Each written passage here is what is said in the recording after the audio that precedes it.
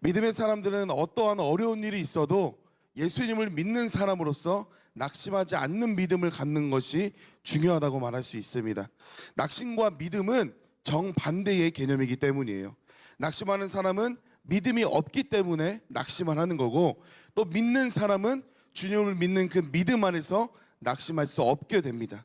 이 낙심이라는 것은 우리가 생각하는 것보다 더 부정적이고 더 무서운 마음입니다. 모든 일에 소망을 품지 못하게 하고 또 하나님의 역사하심을 믿지 못하게 합니다. 그러므로 악한 영이 우리에게 원하는 것이 있는데, 그것이 바로 내가 낙심하고 내가 절망하는 것을 원한다는 거예요. 그 마음이 우리 안에 들어오게 되면 믿음의 역사를 생각하지 못하게 하면서 소망을 잃어버리게 합니다. 그런데 이 낙심이라는 것은 굉장히 광범위하게 일어납니다. 가정 안에서도 일어나고 물질 가운데서도 일어나고 세상에서도 희망을 잃어가는 사람들이 많이 나타나고 있습니다. 그런데 믿음은 그에 대해서 정반대의 일을 해나갑니다. 낙심할 수밖에 없는 환경 속에서도 소망을 잃지 않고 살아갈 힘을 얻게 한다는 것입니다. 사도 바울이야말로 오늘 말씀처럼 현실적으로 낙심해야 할 만한 상황들이 넘쳐났습니다.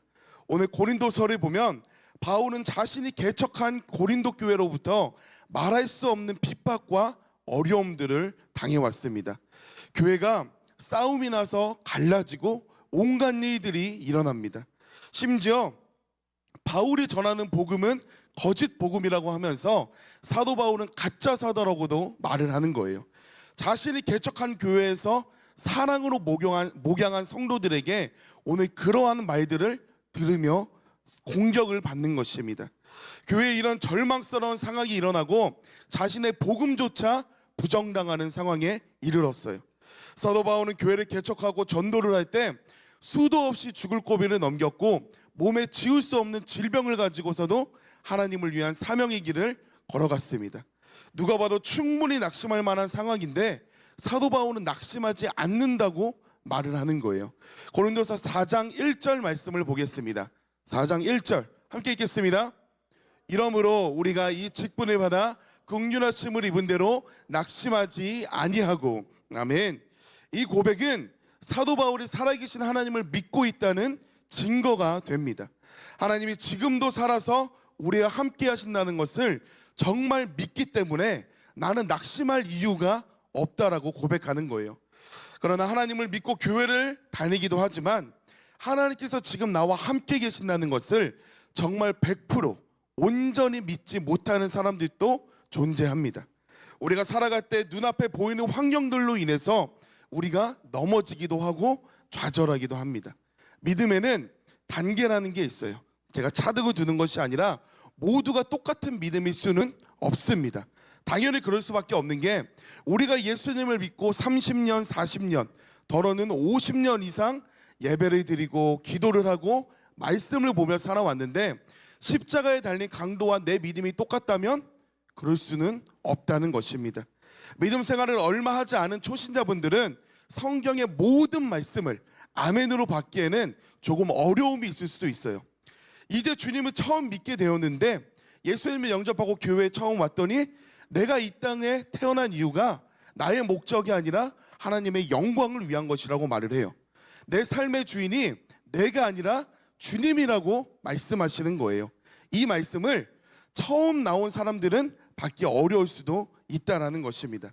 그래서 믿음에는 초보의 단계도 있고 성장하는 단계가 있고 또 성숙한 자와 백발의 장성한 자의 믿음이 각각 나뉘게 됩니다. 그래서 이제 막 예수님을 영접한 사람 또는 하나님의 말씀과 내 생각이 일치하면 순종하는 사람, 그렇지 못하면 순종하지 못하는 사람, 또는 내 상황과 형편이 도저히 말씀과 맞지 않음에도 불구하고 하나님의 말씀이라면 그 하나님의 말씀 앞에 아멘으로 순종하는 사람, 각기 믿음이 다릅니다. 주님을 믿는 모든 사람들이 예수님과 하나 되어서 장성한 자가 되었으면 물론 좋겠지만 모두가 그렇지는 않는다는 거예요. 그렇기 때문에 많은 기독교인들이 예수님의 복음 때문에 나에게 환난이 오지 않더라도 자신의 환경으로만 인해서도 좌절하고 낙심하는 일들이 발생합니다. 하지만 베드로는 애매히 고난을 받아도 하나님을 생각함으로 내가 아름답다, 기쁘다고 고백을 합니다. 억울하게 고난을 당하고 핍박을 당하는데도 이 기뻐할 수 있는 이유는 바로 믿음의 성숙에 따라서 장성한 자가 될 때 그럴 수 있다라고 말씀하십니다. 이 믿음의 성장기 때는 내 눈앞에 보이는 것들로 인해서 기뻐하기도 하고 때로는 슬퍼하기도 하고 때로는 낙심하고 좌절하기도 합니다. 하지만 믿음의 장성한 자는 그 어떤 것이 나에게 환경의 폭풍이 몰아친다 할지라도 내 안에 계시는 주님으로 인해서 환경 때문에 내가 넘어지거나 슬퍼하거나 좌절하지 않는다라는 거예요. 오늘 말씀을 통하여서 나의 믿음이 날마다 더 성장해가며 주님 안에서 세상의 모든 어려움을 낙심이 아닌 감사함으로 여기며 살아갈 수 있는 성도님들 되시기를 주님의 이름으로 축원합니다. 아멘. 오늘 사도 바울이 하나님 앞에서 자신이 정말 하나님을 온전히 믿었다고 하는 그 증거는 하나님 앞에서 자신이 부끄러움이 없다고 고백하는 것을 우리가 볼 때 알 수 있습니다. 고린도서 4장 2절 말씀을 보겠습니다. 2절 말씀 함께 읽겠습니다. 이에 숨은 부끄러움의 일을 버리고 교육 가운데 행하지 아니하며 하나님의 말씀을 혼잡게 아니하고 오직 진리를 나타내므로 하나님 앞에서 각 사람의 양심에 대하여 스스로 천거하노라. 아멘. 다시 말하면 하나님 앞에서 내가 부끄러운 모든 것들을 버렸습니다. 진리의 말씀을 왜곡하지도 않았고 나는 모든 사람들의 앞에서도 양심 앞에서도 하나님 앞에서도 떳떳하다고 말하고 있습니다. 이게 정말 대단한 믿음이에요. 우리가 예수님을 믿으면서도 하나님의 말씀대로 살지 못하는 것을 보고 스스로 넘어지기도 하고 부끄러운 신앙이라고 자책하기도 하는데 사도 바울은 스스로 천거한다고 말하고 있습니다. 이렇게 고백할 수 있는 것은 오직 한 경우에만 이렇게 고백을 할 수 있어요. 무엇이냐? 예수님께서 지금 나와 함께 계신다는 것을 정말 100% 믿게 될 때 이렇게 행할 수 있습니다. 다시 말하자면 정말로 지금 내 안에 예수님이 나와 함께 계신다는 것을 온전히 믿으면 우리가 살아가면서 쉽게 내뱉는 거짓말이나 세상의 죄나 사람들 앞에 부끄러운 죄들을 우리가 행할 수 없다라는 거예요. 우리가 어렵게 생각하지 않아도 알 수 있습니다. 내 옆에 누군가 사람만 있더라도 우리는 죄를 지으며 살 수 없게 돼요. 왜냐? 옆에서 나를 보는 사람이 있기 때문에 우리가 의식적으로 신경을 쓴다는 말이에요. 그런데 교회 목사님이 옆에 계신다고 하면 우리는 더 의식적으로 바른 자세를 유지하려고 노력할 거예요. 그렇다면 예수님께서 나와 함께 하신다는 것을 내가 정말로 믿는다면, 지금 내 옆에 예수님이 계신다라고 우리가 정말 믿는다면 내가 아무렇지 않게 해왔던 시기, 질투, 거짓말, 혼자만 알고 있는 이 죄악된 것들 더 이상 할 수 없게 된다는 것입니다. 그런데 왜 우리는 죄를 지으며 살아가느냐? 예수님께서 정말로 나와 함께 하신다는 것을 우리가 성경적인 지식으로만 알고 있기 때문이라는 거예요. 사도 바울은 정말 하나님이 살아계시고 자기 자신과 함께 하신다는 것을 조금의 의심도 없이 믿었던 사람이에요. 그렇기 때문에 저는 하나님 앞에서 부끄러운 것이 없습니다. 그리고 모든 사람들 앞에서도 저는 떳떳할 수 있습니다. 선포하는 것입니다. 그래서 악한 영은 우리가 살아계신 하나님을 보지 못하도록 방해하고 하나님이 우리와 함께 하신다는 것을 온전히 믿지 못하도록 방해합니다. 믿는 사람들의 마음과 생각을 부정적으로 만들고 주님께 집중하지 못하도록 만드는 거예요. 그러다가 그 악한 영 때문에 우리가 주님을 바라보지 못하고 내 안에 계신 주님을 체험하지 못하게 된다면 예수님을 믿는다고 해도 실제로 주님이 나와 함께 하신다는 것을 전혀 체험하지 못하고 눈앞의 환경과 근심거리들로 인해 우리가 좌절하기도 하고 낙심하기도 합니다. 그렇다면 이런 일들이 도대체 왜 일어나느냐? 악한 영들이 우리로 하여금 주님과 하나 되지 못하도록 방해한다라고 말씀하십니다. 고린도서 4장 4절 말씀을 보겠습니다. 함께 읽겠습니다.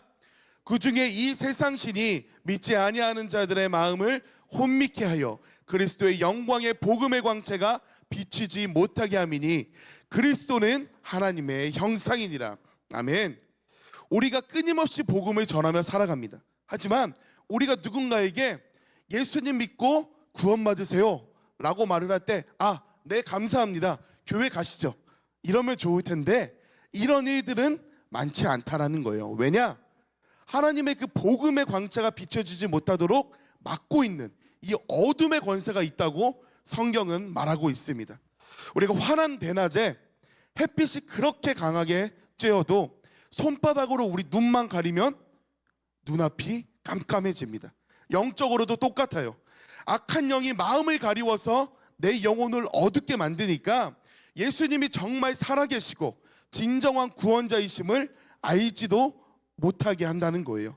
불신자만 그러는 것이 아니라 예수님을 믿는 사람들에게도 악한 영은 동일하게 역사합니다.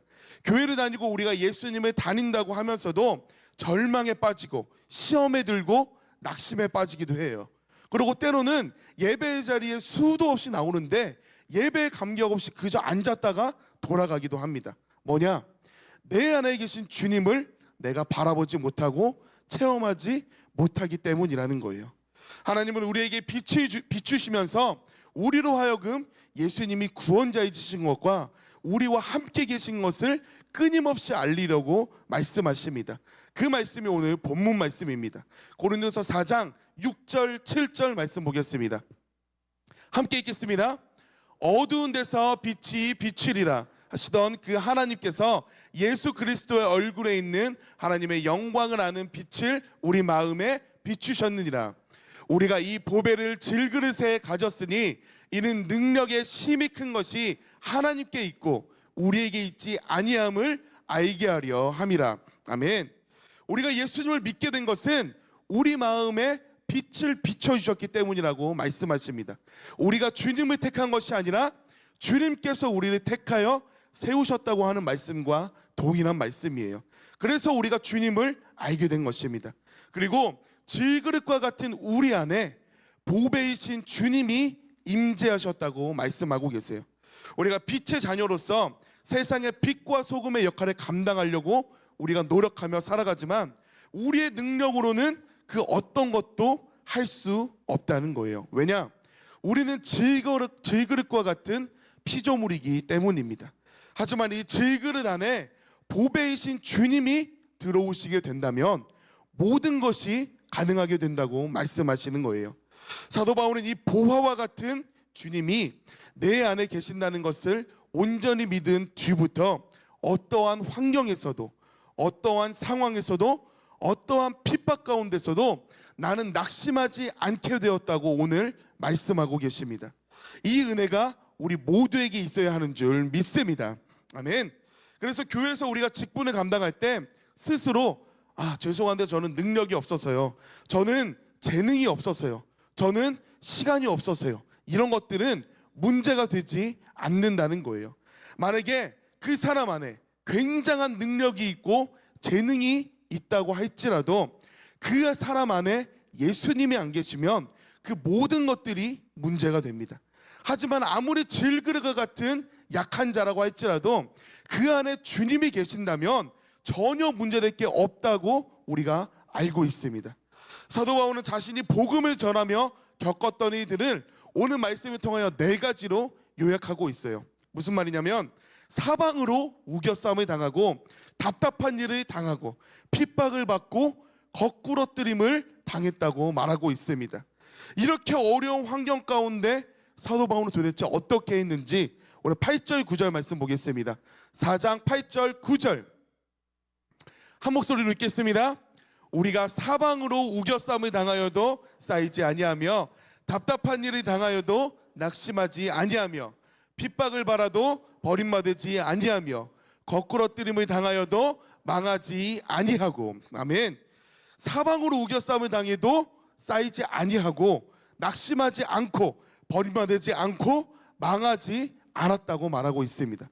그럴 수 있었던 이유가 바로 바울 안에 있는 예수님 때문이라고 고백합니다. 이것이 바로 약할 때 강함 되시는 주님의 능력이 우리 안에 임재하신다는 것입니다. 사도 바울은 사도 중에 사도라고 말할 수 있는 위대한 인물입니다. 한평생 나는 죽고 그리스도로 살겠노라 고백했던 사람이에요. 그리고 오늘 고린도후서에서도 똑같은 고백을 하고 있습니다. 이 나는 죽고 예수로 산다고 고백했던 이 갈라디아서를 작성할 때에 사도 바울이 1차 전도 여행을 떠났을 때의 얘기예요. 그런데 오늘 고린도후서는 마지막 전도 여행 중에 기록한 말씀입니다. 사도 바울의 이 신앙의 기준은 정말 명확하고 또 처음과 나중까지 변함이 없었던 신앙입니다. 이루었다 함도 없었고 자신은 죽고 예수로 사는 이 믿음이 평생토록 변하지 않는 신앙이었어요. 성도님들에게도 어렵고 힘든 나이들, 낙심될 만한 환경과 상황들이 누구에게나 있을 것입니다. 그럴 때마다 우리가 할 일은 예수님께서 정말 내 안에 계시니 이제 질그릇과 같은 나는 십자가에 주님과 함께 죽었고 이제는 내가 아닌 내 안에 계신 보배이신 주님으로 인해 내가 이 인생을 살아간다. 이 주님께서 나를 통하여 역사하신다. 이 사실을 우리가 정말 믿고 우리가 믿음의 고백을 하며 살아간다면 주님께서는 우리로 하여금 낙심하지 않게 하시고 주님 안에 세상을 이길 수 있는 능력을 더해 주실 줄 믿습니다. 아멘. 이 보배와도 같은 주님이 내 안에 계시니까 내 환경과 삶이 아무리 질그릇 같을지라도 아무런 문제가 되지 않습니다. 다시 말하면 겉에 보이는 질그릇은 중요하지 않고 그 안에 있는 보배이신 보화가 더 중요하다는 거예요. 현실적인 예로 들어보겠습니다. 누군가의 통장 안에 갑자기 10억, 20억이 들어왔어요. 그런데 그 사람의 그 통장을 보고 신세를 한탄하는 거예요. 이 통장이 오래돼가지고 겉에가 너무 해지고 더럽고 이거를 밖에 들고 다니기도 창피하다고 하면서 내 통장은 도대체 왜 이럴까 하면서 땅을 치고 있습니다. 이 사람이 정말 정상이니까요? 낙심할 이유가 없어요. 왜냐? 그 통장이 지금 보기에는 겉의 표면이 해질지라도 별 볼 일 없어 보일지라도 그 안에 본질인 현금이 들어있다는 거예요. 내 삶이 원하는 대로 이루어지지 않는다든지 지금 내 눈앞의 환경이 낙심할 만한 상황이 있다고 해서 나는 지금 왜 이럴까? 내 꿈은 왜 이루어지지 않는 걸까? 내 상황은, 내 가정은, 내 형편은 도대체 왜 이럴까? 이 질그릇만 놓고서 우리가 낙심할 필요가 없다라고 말씀하고 계십니다. 나는 질그릇 같을지라도 내 상황은 질그릇 같을지라도 내 안에 보배이신 주님으로 인하여서 내가 이 세상의 것과 비교할 수 없는 평안과 참 행복을 누릴 수 있다고 말씀하십니다.